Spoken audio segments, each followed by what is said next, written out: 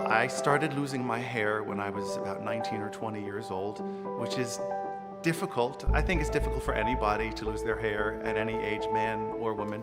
And for me, I was so young, I said, oh, this is like, oh, not fair. We're gonna go ahead and size it first.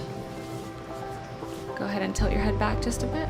I think perfect hair is anything that just makes you feel comfortable in your own skin, attractive, does what you want it to do, maybe gives you some flexibility with your look. I think that's perfect hair. I like to notice where the natural hairline would be. It's very easy to see the difference in the skin.